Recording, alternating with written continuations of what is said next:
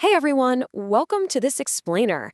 Today, we're diving straight into the fascinating building blocks of Hindi grammar. We're going to take a wealth of information from rapid-fire examination questions and transform it into a really fun bilingual linguistic journey. So, whether you're actively studying the language or you're just fascinated by how languages are built from the ground up, you are definitely in the right place. Let's get into it. Here is our roadmap for today. We'll be covering 1. Sounds and scripts. 2. Word origins and vocabulary. 3. Core grammar rules. 4. Idioms and poetic emotions. And wrapping up with 5. The final challenge. All right, let's kick things off with Section 1, Sounds and Scripts. To really understand Hindi, you've got to start at the absolute microscopic level of the language. The smallest, completely unbreakable unit is called the varna, or letter. And these varnas construct the famous Devanagari script. But what's truly incredible here is that Devanagari didn't just appear out of nowhere. It actually evolved from the highly ancient Brahmari writing system. That gives modern Hindi these incredibly deep historical roots. Now, check out the anatomical descriptions here. It's wild how methodically Hindi phonetics are organized. It's almost architectural. The language literally classifies specific letters strictly by where they resonate in the human throat and mouth. For example, kanth sounds, like gu, are guttural. They originate right in the back of the throat. Then you've got antasta sounds. These are inner semi-vowels like ya, ra, la, and va that sit super deep in the vocal tract. And across the massive landscape where this language is spoken, these vocal sounds actually morph into 18 distinct regional dialects. How cool is that? Moving right along to Section 2, Word origins and vocabulary. This brilliantly illustrates how vocabulary naturally evolves over centuries. You see, in Hindi, words are often categorized by their origin. Over on the left, we have tatsam words. These are ancient, pristine words pulled straight from pure Sanskrit. For instance, kadali for banana, or vanar for monkey. But language is a living, breathing thing, right? Over time, those tatsam words gradually modified into the modern Hindi tadbhav words we use every single day, which you can see on the right. So kadali became kela, and vanar became bandar. But here's the thing. Hindi didn't just rely on Sanskrit. It's a tremendously adaptable language. Just look at the global footprint here. It effortlessly integrates everyday words from totally different cultures. The word almira, meaning covered, that was actually adopted from the Portuguese. And that comforting cup of chai, that word comes straight from the Chinese. The vocabulary is literally a map of global trade and historical interaction. So, a crucial point in building a really robust vocabulary is mastering opposites, known as vlom shabd, because understanding one word often requires understanding its perfect counterbalance. Take guru, for instance. A lot of folks know it as teacher, but it also carries the literal meaning of heavy or significant, and it is perfectly counterbalanced by lagu, meaning small or light. Another highly poetic contrast from our source material is garal, meaning poison, standing directly opposite to sudha, which means nectar.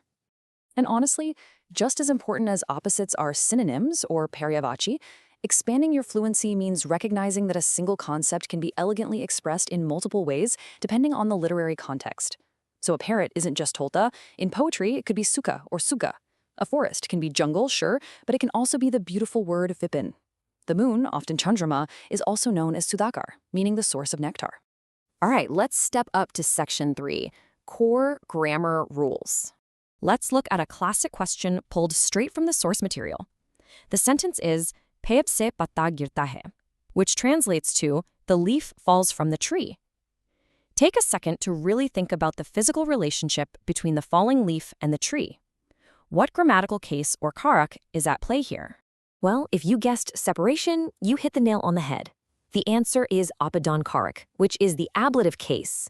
This specific grammatical case exists purely to signify the separation of two objects. Because the leaf is actively detaching and moving away from the branch, the grammar explicitly categorizes the action as apadan karak. It's just beautifully logical.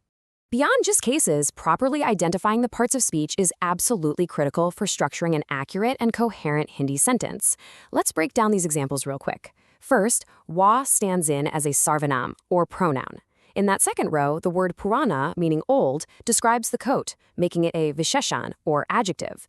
And finally, padatha anchors the action in the boot call, clearly indicating the past tense. Now, what happens when words actually collide?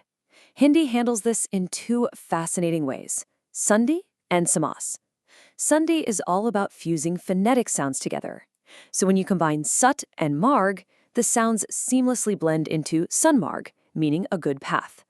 On the flip side, Samas is about fusing meanings to create compound words. A great example from the source is Panchavati. Because it starts with punch, meaning 5, it is specifically classified as a Digu Samas, which is a numerical compound word. Let's shift gears now to section 4, Idioms and Poetic Emotions.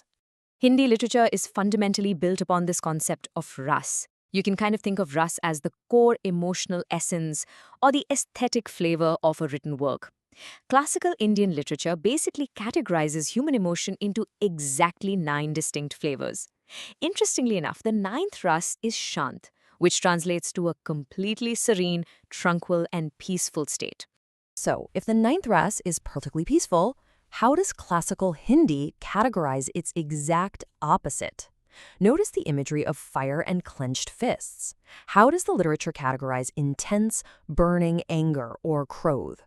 The correct classification is Rauger Ras. This is the dedicated, poetic flavor that writers and poets use to convey just raw fury, destruction, and wrath.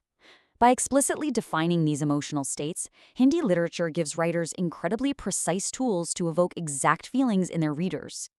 And just as Raz captures those grand emotions, Hindi idioms beautifully capture everyday human folly, painting these vivid metaphorical pictures. Look at this first one. Tan par nahi latta pan khai albatta. Literally, having no clothes on your back but chewing premium betel leaf. It's such a hilarious, striking way to describe someone showing off falsely. And the second one, Koda pahad nikli chuhya, digging an entire mountain only to find a tiny mouse. It just perfectly encapsulates putting in immense effort for a frustratingly minimal reward. Actually, my absolute favorite idiom from the source material is this one. Urti chiriya ke pankh ginna. The literal translation, counting the feathers of a flying bird. Just think about the level of observation and speed that would require. It is a wonderfully visual metaphor used to describe someone who's highly experienced, extraordinarily sharp, and just simply cannot be fooled. Okay, bringing us to our final stop. Section 5, the final challenge. First, to set you up for success, I'll give you a clue. We need to define what a Gunvachak Visheshan is. In Hindi grammar, this is a qualitative adjective. It's a very specific type of adjective that describes the inherent quality, condition, or color of a noun, while entirely ignoring numbers or amounts. So based on that strict definition, consider our 3 options. Which of these perfectly represents a qualitative adjective? Is it A, Panch Ladge, meaning 5 boys? Is it B, Lal Pool, meaning red flower? Or is it C, Das Hathi, meaning 10 elephants? Well, I'm going to leave that for you to puzzle out. Go ahead and drop your answer in the comments below. We covered a ton of ground today, from the deepest throat sounds all the way to the grandest heights of poetic wrath. It really leaves us with a fascinating thought. If a language can capture the exact flavor of human fury and map global historical migrations all within its grammar, what does a language you speak every day reveal about you? Thank you so much for joining us on this explainer, and keep exploring.